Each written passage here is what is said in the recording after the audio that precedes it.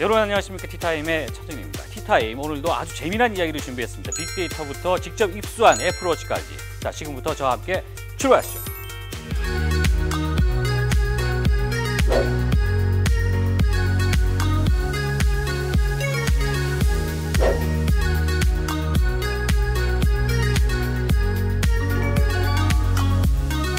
데이터 분석이란 무엇인지. 그러니까 원타임 이벤트, 미니스커트 효과라는 것이 있는데 한편으로 데이터라는 것은 저는 칼 같은 존재라고 생각을 해요. 한 주간의 IT 뉴스를 정리하는 위클리 T 시간, 내일을 빛내주는 특별한 IT 이야기.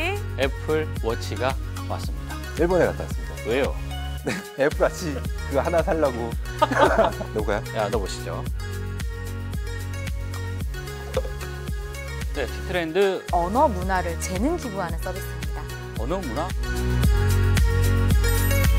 네, 오늘의 팁. 빅데이터로 이것저것 많이 하는 그런 세상인데 지금은 웬만한 산업군에는 다 이 데이터 분석이 적용되고 있다고 합니다. 그래서 오늘은 이 빅데이터 관련돼서 어떤 분석, 어떻게 활용되고 있는지 자세한 얘기를 해봅니다. 권혜강 컨설턴트 그리고 김덕진 컨설턴트와 함께합니다. 안녕하세요. 네, 안녕하십니까.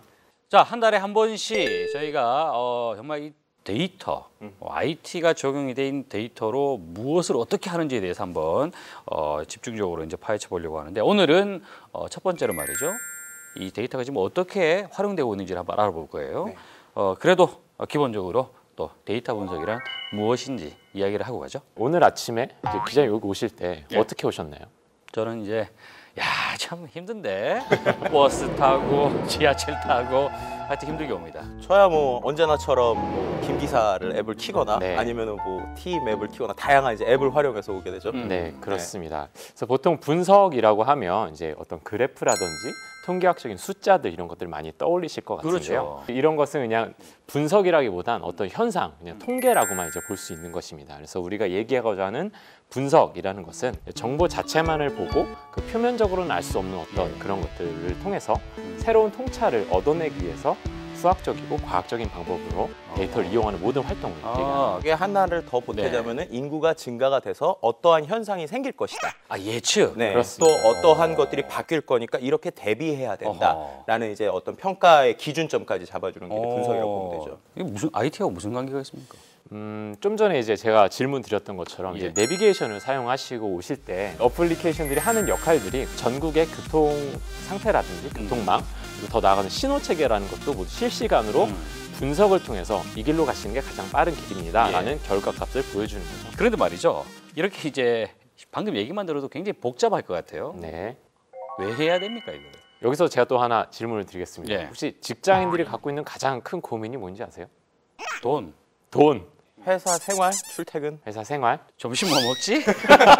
예, 사실 궁금하네요. 약간 우스갯소리일지도 모르겠지만 이제 오늘 점심은 뭘 먹을까 이건 직장인들이 가지고 있는 가장 큰 고민 포인트 중에 하나라고 합니다. 제가 그 농담으로 던졌는데 실제로 정말 그거 맞습니다. 나옵니까? 예, 네. 맞습니다. 야. 그 이유가 뭔지 한번 우리가 생각해 보자면 네네. 내가 하루에 한 번 먹는 점심을 맛없는 걸 먹고 싶지는 않잖아요. 그래서 맛집을 검색해 본다든지 여러 가지 활동을 하게 됩니다. 그래서 결국 오늘은 뭘 먹으러 가자 이렇게 결정을 하게 되는데 예. 이것도 어떤 분석의 한 과정이라고 보실 수가 있습니다. 점심은 뭐 그거랑 무슨 뭐 관계가 있지? 사실 예로 한 가지 든 거지만 이제 공자님도 이런 말씀하셨다고 해요. 이제 미래를 결정짓고 싶다면 과거를 공부하라. 이 얘기가 무슨 얘기냐면 이제 우리 사람들이 아주 옛날부터 주술사들이나 어떤 점쟁이들 이런 사람들한테 많은 걸 물어봤단 말이죠. 그래서 다시 정리를 드리면 아직 오지 않은 미래에 대해서 예. 사람이 어떤 의사결정을 하는데 분석이 필요한 것입니다. 그러면 이런 분석을 말이죠. 본격적으로 하기 시작한 게 언제부터라고 볼 수 있을까요? 네, 사실 그 역사는 크게 그렇게 길진 않은데요. 예. 이제 우리가 산업혁명을 한번 떠올려 보면 그 당시에 이제 산업혁명이 이루어지면서 공장 노동자들이 어떤 동선과 어떤 시간 안에 일을 했을 때 가장 최적의 효과를 누릴 수 있느냐 이것에 대한 연구가 있었습니다. 그것을 이제 테일러리즘이라고 얘기를 하는데 이게 그 당시의 분석이었다면 우리가 현재 살고 있는 컴퓨팅 시스템이 굉장히 고도로 발달되고 스마트폰 이런 IT 기기들이 많은 시대에 이 분석은 어떤 아주 커다란 이벤트를 통해서 폭발적으로 발전을 하게 됐는데요. 밀레니엄 버그 우리가 그 Y2K를 이제 21세기를 맞이하면서 예. 이제 컴퓨터가 1900년으로 인식을 해서 오류가 나지 않겠느냐라는 예. 그런 불안감 때문에 기업들이나 여러 데이터를 관리하는 곳에서 어떤 활동을 했느냐 어. 그동안 쌓아놨던 데이터들을 검증을 하는 작업을 했고요. 그것을 다시 한번 정제를 했고요. 그래서 필요에 따라서 재구성을 했습니다. 그러면서 우리가 이제 컴퓨터가 점점 더 고도로 발달되고 예. IT 인프라가 발전이 되면서 이 데이터를 우리가 어떻게 좀 써보자라는 것으로부터 분석이 발전됐다고 말씀드릴 수 있습니다. 그러면 데이터의 그 어떤 그 질적인 부분도 많이 달라졌겠어요? 그렇죠. 우리가 원타임 이벤트라는 표현을 쓸 수 있는데 우리 경제학 용어에서 이런 것이 있어요. 예, 미니스커트 효과라는 것이 있는데 예. 이게 간단히 말해서 이제 경제가 안 좋아지면 여성분들이 그 사회에 침체된 분위기 때문에 예. 그 미니스커트를 미니스커트를 짧게 많이 입는다. 입게 된다라는 것인데 이것은 말씀드렸던 것처럼 그냥 현상을 분석한 것뿐입니다. 이거 사실 거꾸로 하면 그렇다면 미니스커트를 많이 입으면 경제는 안 좋은 걸까요? 그렇게 꼭 볼 수는 없을 것 같은데요. 그렇진 네. 않죠. 이런 것들이 과거에 그냥 현상만 봤던 것이라면 현재는 아주 다양한 형태의 데이터를 분석을 해서 내가 어떤 의사결정을 내릴 때 예측을 할 수 있게 해준다는 거죠. 그렇군요. 이제 어떻게 보면은 그러한 분석에 대한 것들이 스포츠 분야에서도 많이 쓰이게 되는데 예. 우리가 계속 데이터 하면 항상 나오는 영화 있습니다. 바로 머니볼일 텐데요. 메이저리그에 있는 다양한 것들을 이제 데이터를 활용을 해서 처음으로 뭐 스카우트나 여러 가지 이야기들이 나오는 것들이 있죠. 예. 그런데 이제 단순히 영화의 사례뿐만 아니라요. 최근에 윈블던 게임에서도 이 분석을 활용해서 재미있는 결과들이 나오게 됐습니다. 예를 들면 이런 겁니다. 이제 사람들한테 경기를 승리로 이끄는 핵심 요인들을 분석을 해요.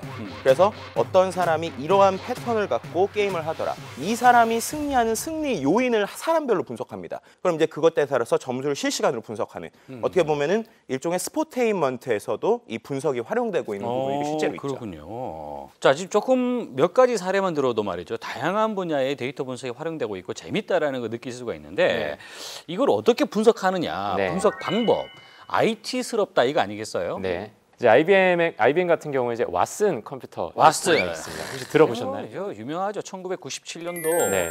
그 사람 그 체스 20년간 그렇죠. 우승했던 그 사람을 예. 이겨낸 네. 인공지능 프로그램 아니겠습니까? 맞습니다. 그 정확하게 이후에 업데이트 하나 더 있는데 기억하시나요? 최근에 또 어떤 이슈가 있었죠? 2012년에. 2012년에 네, 제퍼디 게임이라고요. 어떻게 네. 보면 미국에서 가장 유명한 그 게임 쇼가 있는데 아. 그 게임 쇼에서 실제 사람을 이겼습니다. 맞아요. Family and cabinet fled to London. Maria. Who is Beatrix? No. Watson. Who is Wilhelmina? That is correct. 굉장히 잘 알고 계신데요. 예. 이제 왓슨 이제 시스템이라는 것이 좀 전에 말씀하셨던 것처럼 기계 학습, 이제 IBM에서는 이제 코그니티브 컴퓨팅, 그러니까 인지 능력, 인지 컴퓨팅이라고 얘기를 하는데요. 아주 정말 이제 시청자분들이 이제 쉽게 이해하실 수 있게 설명을 드린다면 이제 시리 기존에 있는 답들을 이제 검색을 해서 답을 해주는 거다라고 한다면 왓슨 같은 경우에는 갖고 있는 데이터나 이런 걸 토대로 자신이 분석을 해서 그것에 대한 답을 도출해 준다라고 할 수 있습니다. 그게 굉장히 복잡한 알고리즘을 갖고 있나요? 뭐 다양한 분석 방법 중에 우리가 가장 많이 요즘에 분석하는 이제 SNS 데이터, 뭐 소셜 데이터 얘기를 좀 해볼게요. 예. 트위터를 예를 들면 한국인 트위터 데이터만 다양한 트위터 데이터 중에 따로 모읍니다. 어떠한 것이 한국인의 데이터인가라는 걸 구분하는 알고리즘이 있어야겠죠. 우리가 글을 쓸 때 예를 들어서 이 아이스크림이 참 맛있어라고 쓰면은 그 문장 자체를 그 컴퓨터에서 인지를 못하죠. 그렇기 때문에 그 문장을 쪼개야 됩니다. 이 아이스크림은 이라고 하면 이 띄우고 아이스크림은 참 띄우고 맛있어. 이렇게 이제 하나하나 쪼개는 거죠. 그럼 이 단어에 우리가 카운팅을 해요. 예를 들면 뭐 긍부정이다라고 하면 이 문장 자체는 아이스크림에 대해서 1점이라는 긍정의 평가를 했다라고 카운팅을 한다고 보시면 돼요. 그럼 그런 카운팅의 점수가 쌓이게 되면 어떤 특정 분석 영역에 대해서 점수가 쌓이게 됩니다. 이제 이러한 알고리즘과 데이터 분석 그리고 거기에 따른 전처리 후처리를 통해서 결과값을 점수나 어떠한 의미 있는 결과로 뽑아낸다고 보시면 될 것 같습니다. 그러면 이런 이제 다양한 사례가 있고 또 분석해내는 것도 결국은 그 IT가 어느 정도 적용이 됐다는 것까지 이제 얘기를 했는데 그러면 이제 활용도를 봐야 돼요. 네. 산업적인 영역에서 어떻게 활용이 되고 있습니까? 분석에는 세 가지 흐름이 있다고 이제 정리를 할 수 있겠는데요. 네. 첫 번째는 이제 아까 말씀드렸던 것처럼 경제학적인 통계가 어떤 의미가 있다고 받아들여졌을 때 그 분석이 의미가 있다라고 그게 첫 번째 흐름이라고 한다면 Y2K 그때 우리가 데이터를 정비했던 것 그리고 재활용을 고민하기 시작하면서 발전된 분석 이것이 두 번째 흐름이라면 지금 우리가 살고 있는 지금 시대에는 이제 검색 포털이라든지 SNS 그곳에서 사람들이 입력하는 많은 데이터들 그래서 이 많은 데이터들을 우리가 어떻게 처리하고 어떻게 예측하는 데 사용할 것이냐 이것이 지금 우리가 겪고 있는 산업적 측면에서의 세 번째 흐름이라고 볼 수 있습니다. 그런 흐름 가운데서 실제로 많은 적용들을 하고 있을 것 같은데 네. 그렇죠. 뭐 최근에는 보니까 뭐 기업에서 사람을 채용하는 데 있어서도 네. 빅데이터를 쓴다 뭐 이런 얘기를 하더라고요. 네, 그렇습니다. 그게 데이터라든지 예. 여러 가지를 통해서 이 사람이 과연 우리 회사의 인재상이나 이런 게 맞는 것이냐라는 것을 내부적으로 분석을 하거나 이런 활동들이 일어나고 있습니다. 그거는 그 사람을 검열하는 거 아니에요? 근데 한편으로 데이터라는 것은 저는 칼 같은 존재라고 생각을 해요. 그래서 양날의 검이 되는 데이터를 어떻게 쓰면 참 좋을 건지를 우리가 판단을 해야 되는데 이 사람 얘기가 나왔으니까 또 한편으로 좋은 쪽을 생각을 하면요. 데이터 분석을 통해서 왕따 문제를 해결한 사례가 국내에도 있습니다. 네가 친하게 지내고 싶은 친구들 몇 명을 써봐라. 긍정적인 걸로 설문을 하는 거예요. 근데 그거를 네트워크로 그림을 그립니다. 예. 그럼 네트워크로 그림을 그리면 이상하게 누구도 원치 않는 사람이 나오는 거예요. 그럼 그런 사람들을 실제로 분석을 해보니까 우리나라에서 그 중학교 5,470명 동안 70명의 교우 관계를 진단을 해보니까 왕따의 가능성을 갖고 있는 친구들이 20%가 넘는다고 합니다. 그러니까 그만큼 이제 많은 사람들이 또 이제 따돌림을 하게 되는 건데 실제 그 데이터 분석 결과를 가지고 많이 완화가 됐다라는 이제 데이터 결과도 있고요. 그 일상생활에서도 다양하게 적용이 될 것 같아요. 네. 빅데이터 분석이라는 게. 와인 이제 와인. 많이 좋아하시잖아요. 우리가 오크통에 담아둔 지 3개월밖에 되지 않았을 때 그 와인이 앞으로 이런 품질과 이런 가격이 가능할 것이다라고 예측하는 게 가능합니다. 와인이라는 것은 이제 포도가 얼마나 이제 좋은 상태의 포도가 이제 담겼냐가 중요한데 이제 여름철 기온이 특히 높은 해에 포도가 잘 익게 되고요. 강수량이 예년보다 낮을 때 또 그 과즙이 더 농축이 잘 된다고 합니다.